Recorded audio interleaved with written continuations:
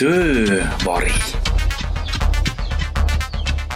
Tervist, mina olen Urmas Vadi ja täna olen ma Urmas Sisaski töövari. Tere, Urmas! Tere, Urmas!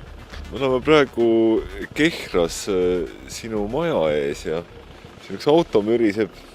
Üks vanatädi sõidab sellega kohe minema ja sina tulid välja suitsu tegema.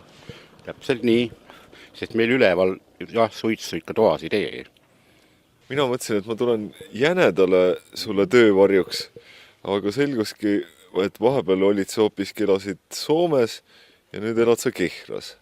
See oli mõnes mõttes ka puht juhuslik, aga mõnes mõttes ka mitte juhuslik selline kokkulangemine siia Kehraga. Vaata, aastal 1971 ma käisin siin Kehra koolis ja ma ka muusikakoolis. See oli võib-olla niisugune juhuslik kokkusattumine. Ja Soomest ma tulin ja ma tahtsin Tallinnast saada elamispinda, aga vaatasin, need hinnad on ikka sama põrgulised kui Soomes. Ja kui ma nägin, mida pakutakse hirmsa hinnaga mingisugust punkrit, mis ei anna kasarmu välimustki välja, siis muidugi võtta astusi ei saanud. Aga minu tütar Tiiu oli siin Kehra muusikakooli õpetaja, õpetas klaverit ja võib-olla meil midagi, aga tema sõbranna oli viiuliõpetaja ja täiesti ootamatult oli pakkuda talle korter, kuna tema läks nagu majja elama. Ja siis ma võtsingi selle asja sellepärast vastu, et ühel pool jääb Tallinn sama kaugel ja teisel pool jääb just nimelt see Jäneda sama kaugel. Peale selle on just see, et Kehras ma alustasin üldse muusikateed. Minu esimesed sõrmepuututused olid siin Kehras just muusikakoolis käies ja just siin samas Kehras sain ka huvi astronoomia vastu. Esimene, kuidas öelda, süst pandi mulle kohe ühel õhtul siin samas Kehras. Aga siis ma veel tähti ja muusikat ei ühendanud, siis olid nad veel käisid eraldi. Kuidas see süst välja nägi? Sellega on nüüd selline lugu, et ma elasin 2 abituriendiga ühes toas. Ja siis oli taevas selge, tähed paistsid, Kehras on valgusrehustus küllaltki väike ja siis niimoodi nad hakkasid mulle tähti seletama. Ma ei teadnud siis tähtedest suurt midagi ja ma armusin sellesse tähistajavasse niivõrd ära, et sellest päevast peale ma hakkasingi sellega tegelema. Siis ma kõigepealt varastasin või näppasin nilt ühe sellise astronoomia õpiku 11. klassi ja ma hakkasin seda kohe juba studeerima. Sellel ajal tähti ma siis veel ei tundnud, aga sest polnud häda midagi, ma panin ise tähtkujul omad pealkirjad. Need lapsepõlve armsad tähtkujud, need kadusid nagu viuhti. Aga sa mäletad neid nimesid? Millele sa mis nime panid? Mäletan küll. Näiteks Põhjakroon oli Sõjavägi, kus kindral keskel. Siis Kassiopeiaks ma pidasin Orioni vööd ja tema saba. Siis Linnutee oli minul Lüüra tähtkuju. Üks tee, kus linnud läbi lähevad, jättis sellise mulje. Siis Veomehe tähtkuju koos sõnniga oli minul kepp, see, mida vanainimesed kannavad, see kumera otsaga, eks ole, ja jänes oli siis veel ja suurvanker oli nagu ikka suurvanker. Muud teised asjad sai kõik ise välja mõeldud. Küll oli siis kurb, kui 73. aastal esimest korda Tallinna tähetorni läksin ja hakkasin siis tähtise selgeks tegema, ehk õppisin tähed selgeks, sellest ajast peale ma tunnen siiamaani tähti nagu 5 sõrme ja siis oli nii kurb, kui kõik need minu lapsepõlve pandud tähtkud, need kadusid täiesti olematuks. Selline tekkis teine maailma pilte.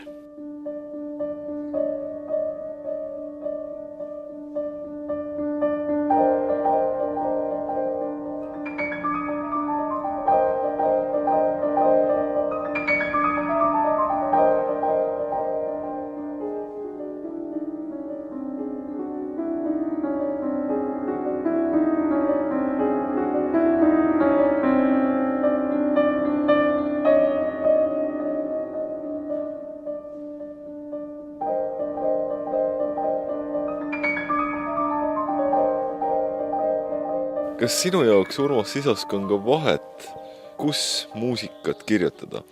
Kas on see Kehra, Tallinn, Soome? noh, ma olen kirjutanud Soomes ja oma ema juures ja noh, et ühesõnaga siin see on, kohapaik ei ole oluline. Küll aga oluline on see, et miks just ka Kehra, sest Kehras on matkarajad ja metsad, mulle meeldivad rohkem viibida nagu looduses kui linnameluseks.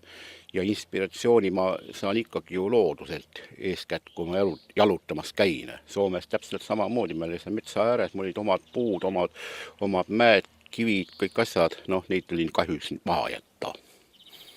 Me oleme jõudnud Urmas Sisaski kööki ja mis on sinu töö?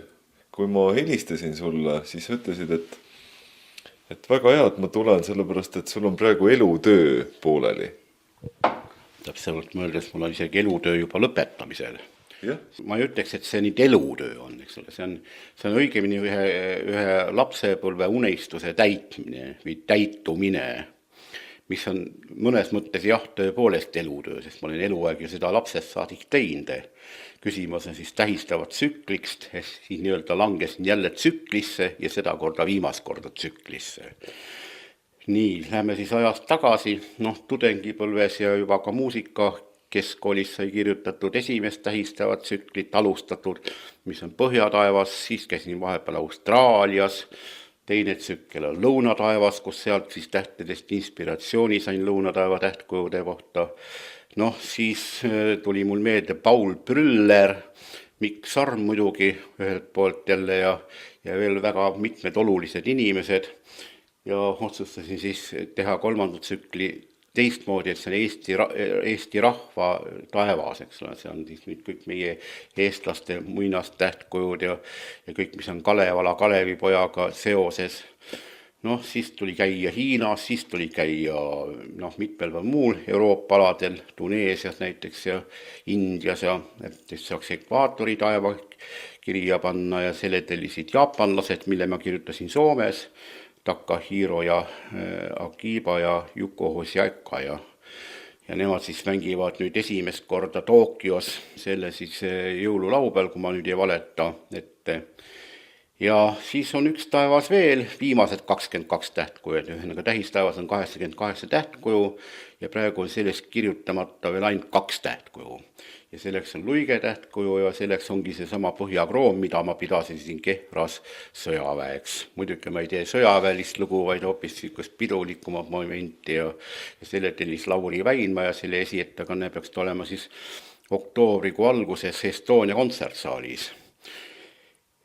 Ja siis ongi, kui see asi tehtud on, siis on tsüklitega nagu ühel pool. Aga Urmas Sisas, kuidas, mina ei ole üldse musikaalne inimene ja ma ei ole ühtegi laulu kirjutanud, ma isegi ei oska laulda hästi, aga kuidas tsüklit kirjutatakse? Kuidas see käib? Hea küsimus. Ma ise mõtlesin ka, et see on hea küsimus. Vastus tuleb võib-olla veel parem. See on selline asi, et no kõik see 5, mis ma ära nimetasin. Need taevad. Jah, need viimased 22 oli väga lihtne kirjutada, väga lihtne. Miks? Sellepärast need on need 22 auku, mis paistavad just Põhjataevas siin. Ja enamus neist on ka loojumatud tähtkujud ja siin ma ei pea rändama kuskile pagan teab kuhu kohta. Ja siis ongi see valik tuleb vastavalt sellele, paned nüüd 22 tähtkuju kirja, mis on vaja kirjutada, siis kogu taevalaatus kaetud saaks ja siis hakkad otsast kirjutama ja siis juba see kirjutamise järjekord sõltub juba töö käigus. No selleks on mul olemas mitmed rekvisiidid, nagu näiteks sõberpendel, mis ma ära tõin Norrast Lommimäe jalamilt või tipu lähedalt siiski, kus oli... Aga mis pendel? See on, kui raadiokuulajale kirjeldame seda natuke. Mis on pendel? Pendel on see, mis käib, eks ole. Ja seda küll. Ja et ma mõtlen, millest ta tehtud on. Ei, no see ei olegi oluline, millest ta tehtud. On oluline see, et teda tuli hingestada. Šamaani kursustel sai seda tehtud. Ma ei tea, kas mis kivi see on. Mul on 2 silkes pendlid. See on mul mõeldud siis nii-öelda loomependliks ja see otsustab kõik ära. Missugused noote ma kirja panen, mis järjekorras, kui pikka ma seda asja teen ja loomulikult peab olema avatud just siis see lõge piirkonnast, siis kui ma nüüd ei valeta, on see energia kosmosest, et mida kosmos ise pakub, pluss matkakäigud ja rituaalid sinna juurde ja mida iganes seal veel, viirukid, värgid, särgid. Et see jah, ongi niimoodi, et tema siis kõige tähtsam tööriist ja muidugi siin me näeme joonlaudu ja pliiatseid ja tintelpenni ja markerit ja mida kõike muud, kustukummi ka, aga mitte arvutit. Paljud helilööjad kirjutavad just arvuti taga ja minult on küsitud, mis mees sa oled, kes hiirega muusikat ei kirjuta. Ma olen 20. sajandi kooliga mees, ma harjunud niimoodi käsitsi kirjutada ja vaata siin on see käsitsi kirjutamisest tuleb teine energia. Arvuti sööb energia, aga pliiats annab energiat. Need helid justkui antakse sulle kusagilt taevast või kusagilt, aga et hästi paljud loojad on sellised, ütlevad, et mina lõin ja need on minu mõtted ja need on minu tekstid ja sellised asjad, et siin nagu ennast ehitatakse kogu aeg ülesse. Aga kus siis sina oled Urmas Sisask heliloojana? Kas sind on olemas? Ma ütleks Seinar Laidna sõnadega, et ma ei ole üldse helilooja, ma olen helide muusika helide üleskirjutaja. Et tegelikult siin ei ole mina midagi teinud, ainult kirja pannud seda, mida tegelikult ülevalt antakse.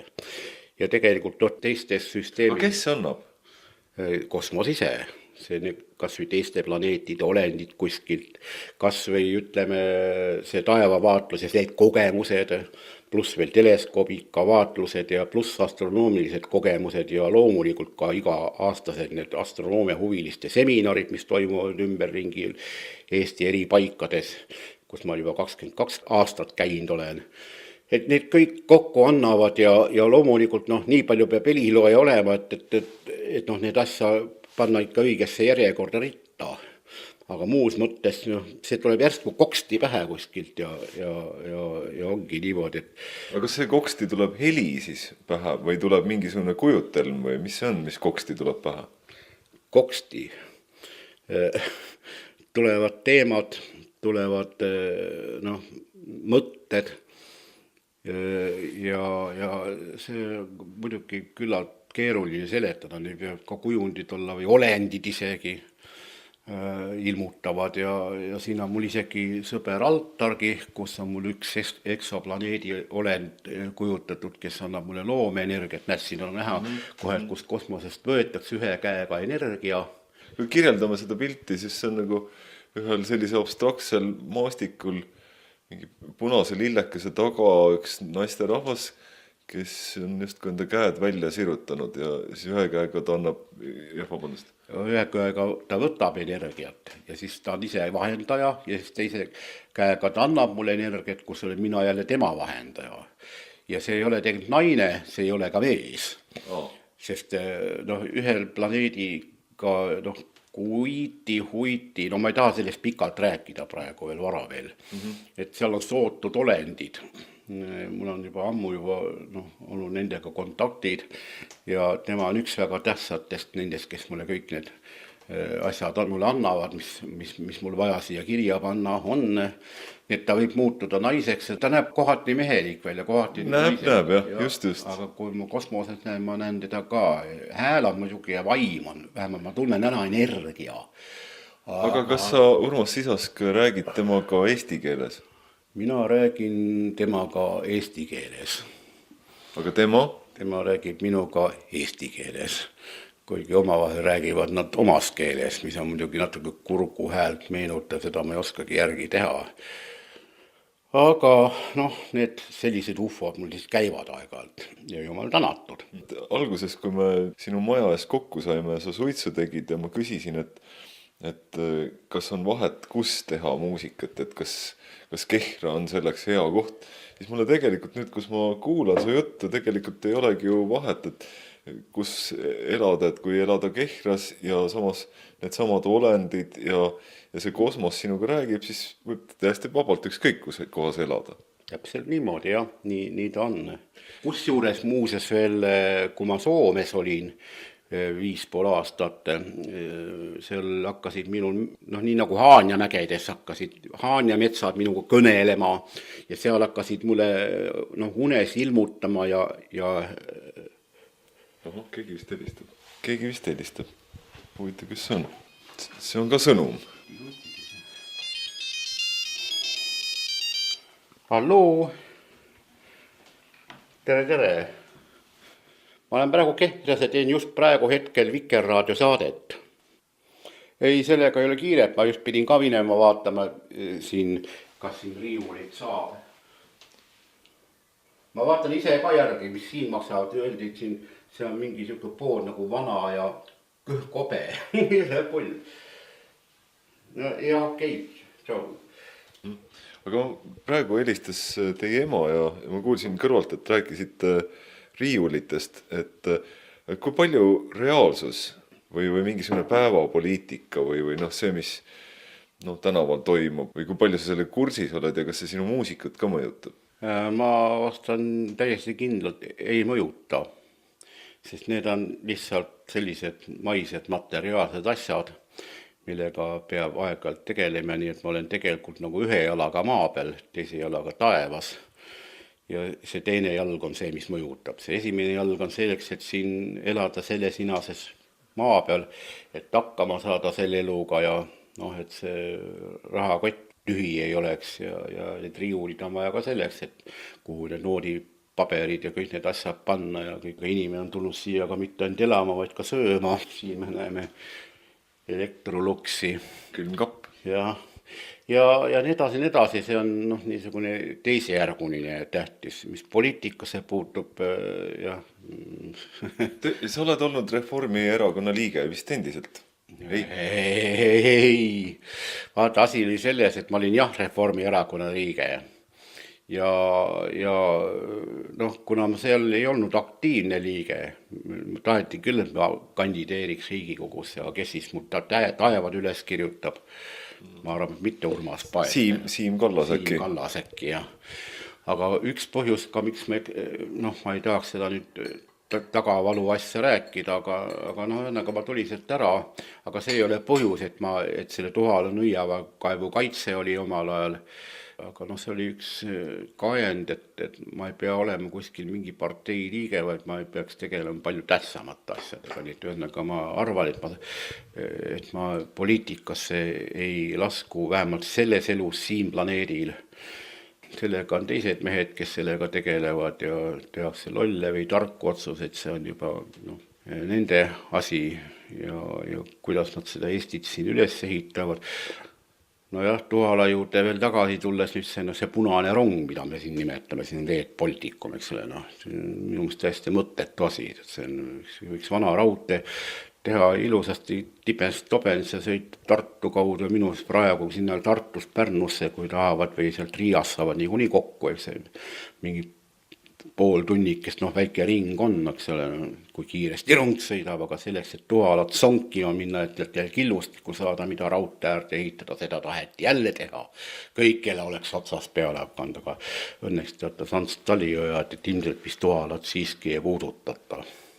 Et kas aeg on oluline sinu muusika kirjutamisel, et sa praegu sellel hetkel siin Kehras aastal 2018 märtsi lõpus kirjutad enda tähistavat tsüklit, et kas see on oluline, et mis ajal mingid asjad on sündinud? Kaks asja. Kirjutamise käigus on ajatu. Tähendab, ma ei saa panna kella tirisema, et nüüd 13.40 ma pean kirjutama nüüd seda lugu. Järsku ei anta midagi ja just nimelt siis ei anta ka midagi.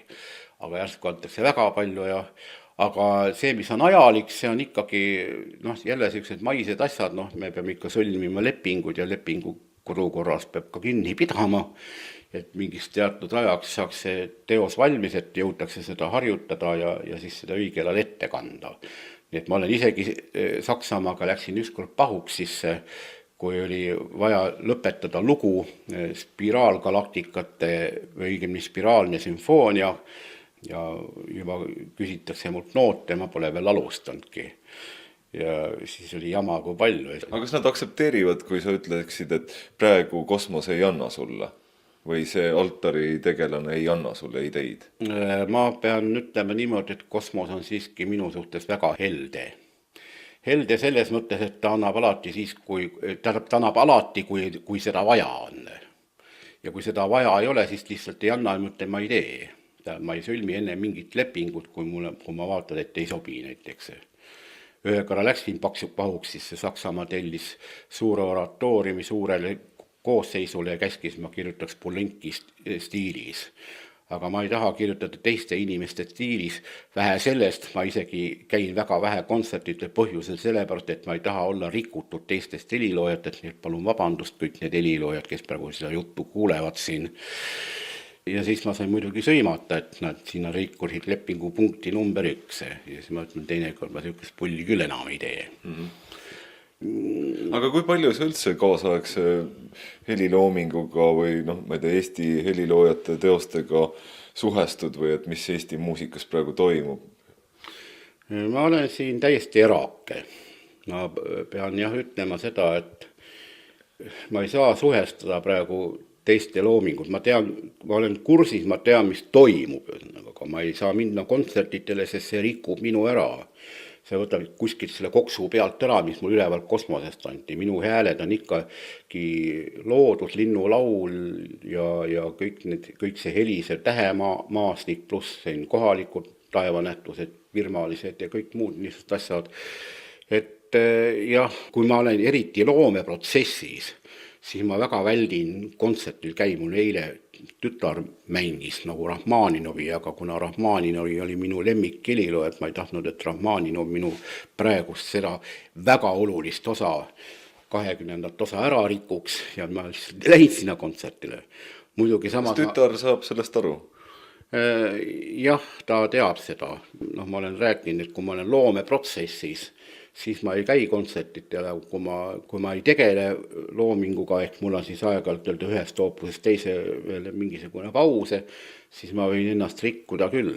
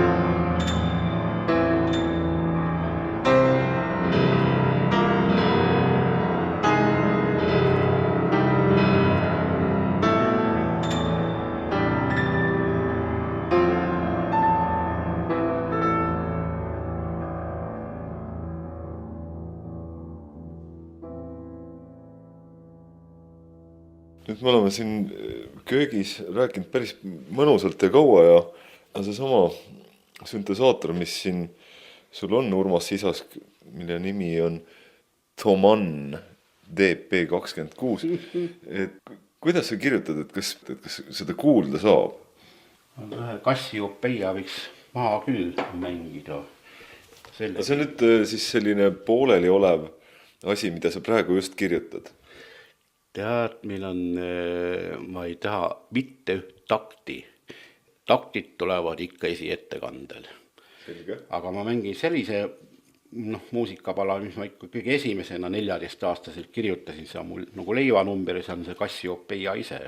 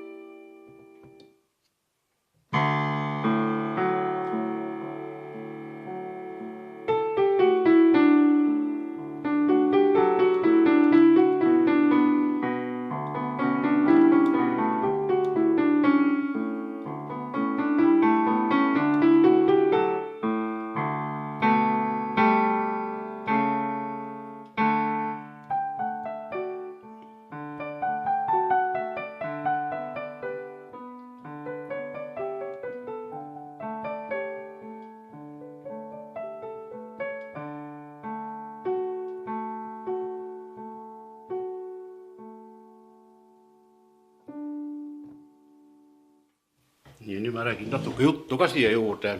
See on just seesama esimene lugu, millest üldse sai siis minust astromuusika.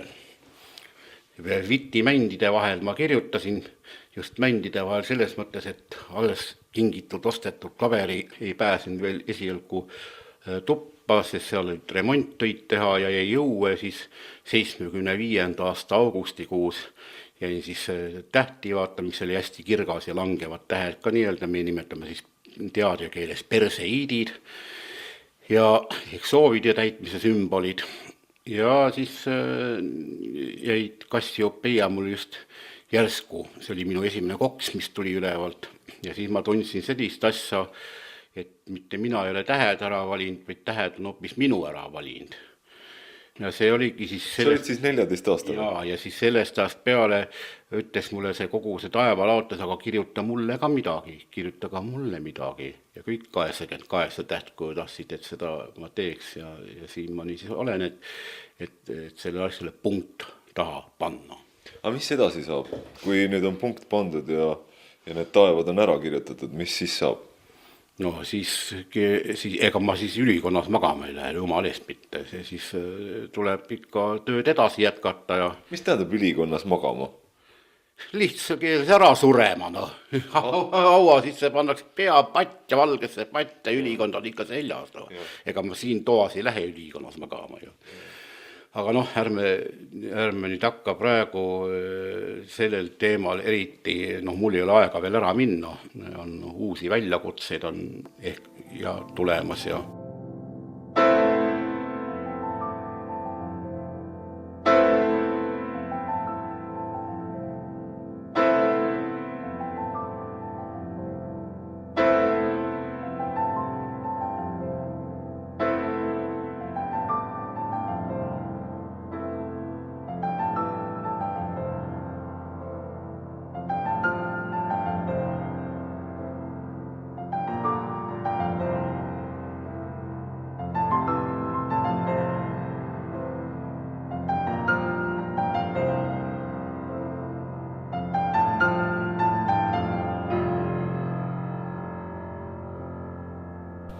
Aga Urmas Sisas, kuidas su tööpäevad välja näevad? Et kas sul kõik päevad on tööpäevad või mõni päev ei ole või on sul tekkinud ka mingi selline rütm või isegi rutiin selle asja juures? See kohta võiks vastata kuidagi vastupidiselt, et kui mul tööd ei ole, siis on õudne tööpäev. Igi jookseb hirmus, midagi teha ei ole. No neid päevi mul tuleb üsna arva ette. Aga kui ma teen seda tööd, mis ma praegu teen, see on minu jaoks puhkus. Nii et, ütleme, minu tööpäev ongi niisugune, et töötan ehk puhkan siis sellel ajal, kui mul tuleb see töö tegemise tahe. Et, mul on selline ebaregulaarne töö, ma ei ole ju kindlalt mingisuguse objektiga seotud ja ma olen vabakutseline olnud juba möödunud 190. algusest, kui ma nüüd ei valeta praegu. Ja ma arvan, ma selleks jään ka. Vabakutseline selles mõttes, et teen tööd siis, kui tööd tahetakse ja kui mul tööhind peale tuleb. Aga seda, et lauasahtlisse ma ei ole kirjutanud küll mitte ühtegi asju. Sellel asjal ei ole mõtet, sest tavast need asjad kipuvad jäämagi sinna lauasahtlisse.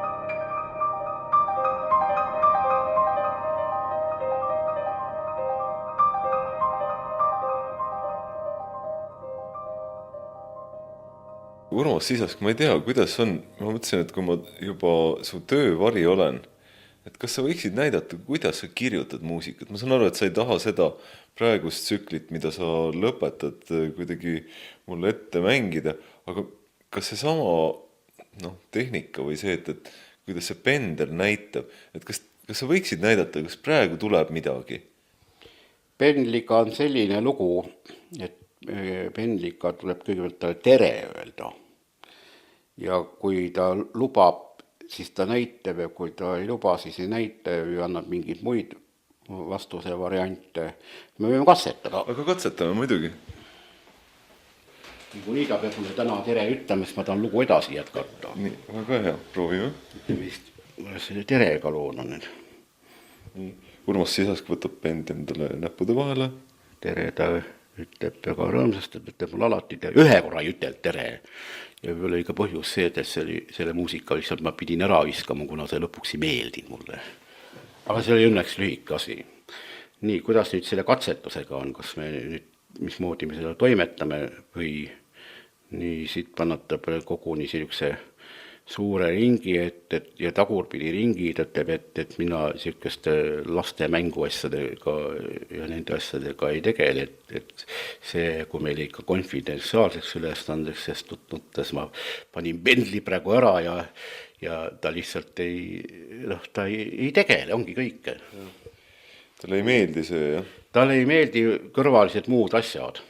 Pendel ja mina, see on umbes niimoodi, et ma annan sulle oma naise näiteks ja tee temaga, mis tahad, eks ole. Ega ei tee küll, mis tahad või mis ma tahan. Nii et pendliga on sama lugu, et ta on ainult minu ja meie koos, ta on minu jaoks jällegi olend. Ma tegin temast olendi. See tähendab seda, et pendel on hingestatud, nii nagu šamaani trumm, mida ma oma riitustes kasutan, need on hingestatud pillid.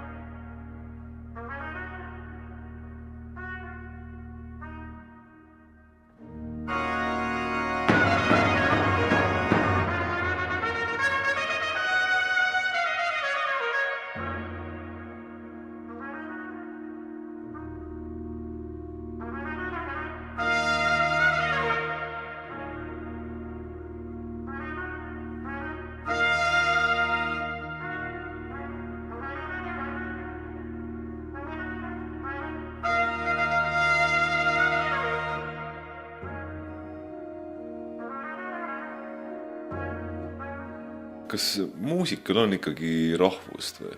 Me oleme rääkinud sinuga täna sellest kosmosest ja mingisugusest universaalsusest ja sellisest asjast, aga kas nagu helikeelel ikkagi, näiteks sinu muusika helikeelel on see, et kas näiteks soomlased saavad sinust paremini aru või et on seal mingi selline tunda, et see on Eesti helilooja?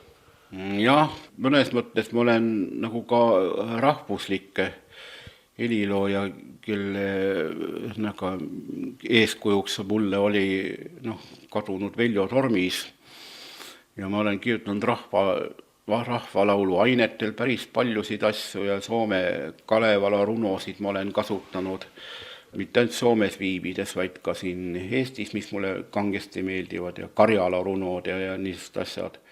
Et selles mõttes jah, võib-olla soomlane või teine rahvus saab aru, et see on tegemist on ikka Eesti muusikaga, kuigi tegelikult ma olen ikkagi rohkem internatsionaalne või interpolitaalne, ma ei oska seda sõna isegi välja öeldagi, et see muusika on mõeldud kõigi jaoks, tähistavad tsüklid, kui me jätame Eesti rahvataeva välja, kuigi sealt võib-olla sellised rahvuslikud, muidugi tuleb küll igast sellised toredad rahvaviisid, mida on kasutatud erinevates kihelkondades, ma tahtsin ühte nimetada, mul läks nimi praegu meelest ära.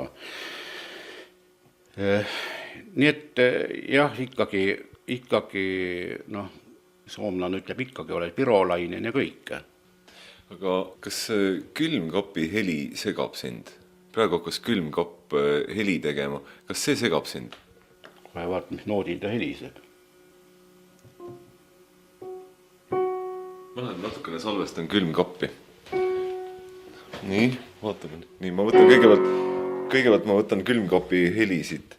Nüüd jäi vait. Nüüd jäi vait. Võib-olla külmkapp hakkas mind karpma. Ma sain faadi S-noodi kätte. Ei, ta ei sega mind. Ma olen kui üks lugugi. No, ma praegu siin improviseerin. See oli nagu külmkapi. Hakkas jälle, jah. Vaata, kuidas see... Pane külmkapp.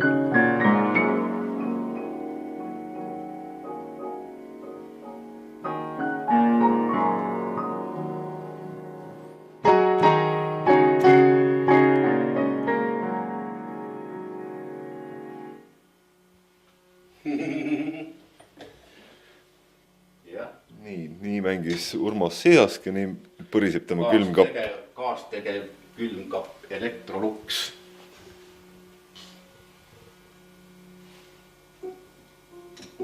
Külmkapp on natuke häälest ära. Ta on veerandtooni madalam kui faadi S.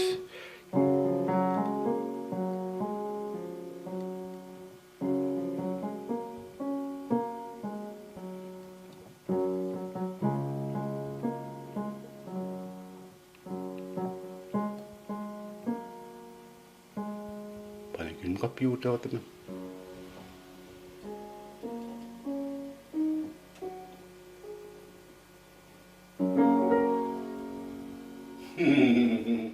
Väga pea eksperiment oli. Minu meelest ka. Aga üldiselt ma ei ole asjade võnkumise muusikast teinud. Veel huvitav on ikka see, kuidas on võimalik, et lihtsalt mets heliseb. Kuidas on siuksed asjad võimalikud, et kõikide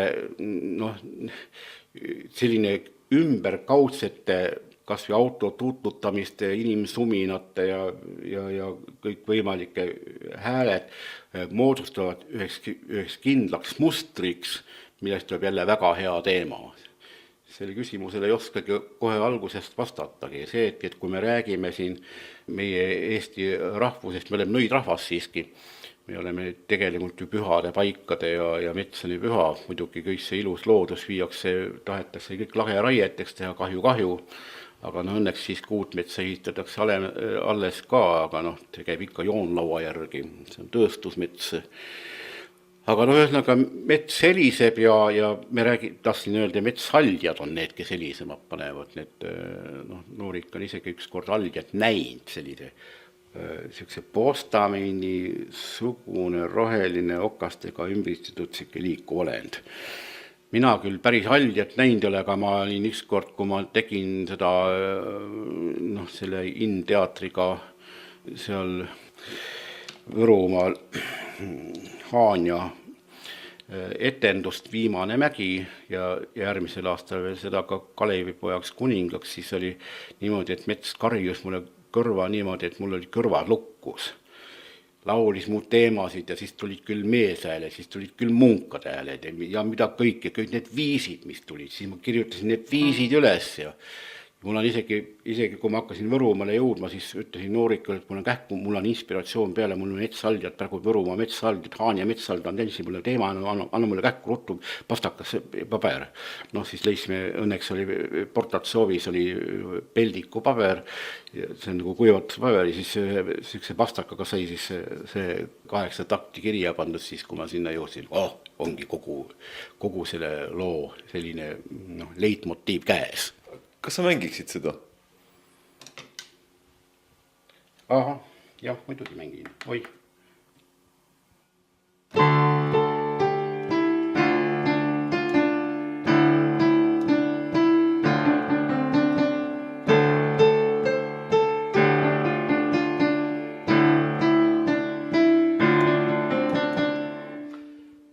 Ja selle ma paningi peldiku paberiga kirja sinna peale.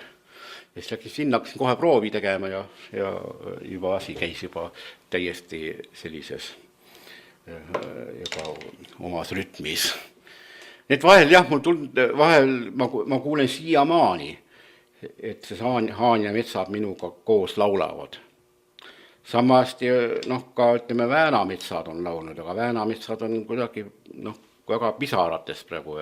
Ma ikka ehmatasin ära, kui palju on seda metsa maha võetud. Need lageraied, mis on olnud minu just lemmikradade või lapsekäiguradade ja sealt need loomad on kuidagi üle ära songitud veel, need traktorid ja sügavad vaad sisse, et saagi enam vanasti sai käidud seal mustikal ja sai käidud pohlal ja via seenel, eks ole, nüüd see on, nagu see sinna astud, nüüd kõik käbla kohe sinna, et väga-väga kurb pilt avanes sealt küll nüüd, et ma arvan, mets nutab praegu seal. Aga üldiselt jah, ma tahtsin ikkagi öelda, et me räägime metshaljatest, me räägime kivikuningatest ja kivivaimudest ja vetevanadest räägime siin, veed helisevad ja muidugi, mis me siis taevast veel. Taevas on muidugi oma, näed, tähed on küll paljude sadade ja tuhandete valgusaastate kaugusel ja kuidas see võimalik, et ma neid helisid kuulen. Ma lihtsalt kuulen neid, ongi kõike. Ja nii muidugi, kas traktori heli ma muidugi ei hakka kirja panema või ütleme siin mingi päti kampsel müürgab kuskil. Aga just see, et selline muster moodustub kogu sellest melust. Ma olen kuulnud ka ühe korra, kuidas huiti peal sauna tehti. Üks süüke õudel lobisene käis, aga kus tuli ilus muusika jälle. Jälle re-noodi pealt, aga need sealt on muidugi ei toonoodi, see on toonoodi.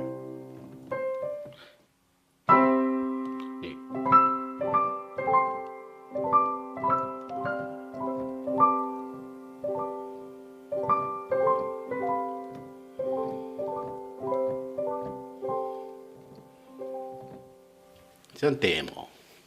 Edasi siis ma hakkasin juba musitseerima. Teema on kõige tähtsam. Kindel leitmotiiv. Kust antakse, pole tähtis. Peasid antakse.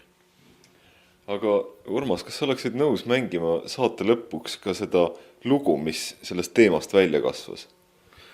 Oi, ma olen nii kehv mängija, et kui muusikust kuulaja juhtub seda kuulama, siis ta ütleb, et Urmas Sisask on vist muusika ära unustanud selle Soomes elamisega.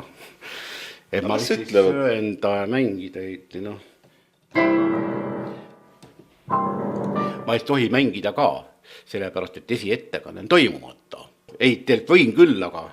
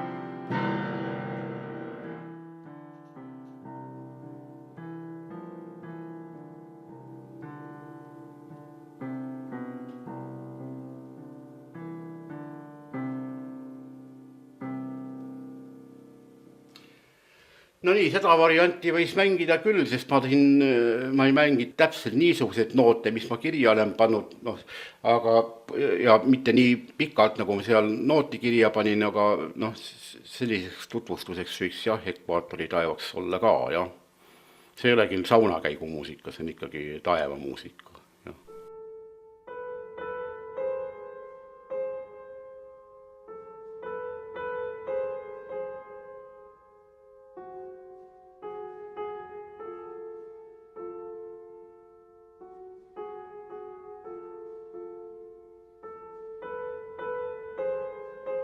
Täna olin ma Urmas Sisaski töövari. Saate, mida te kuulsite, mängisid kokku Viivika Ludvig ja Urmas Vadi. Kõike head ja kohtumiseni!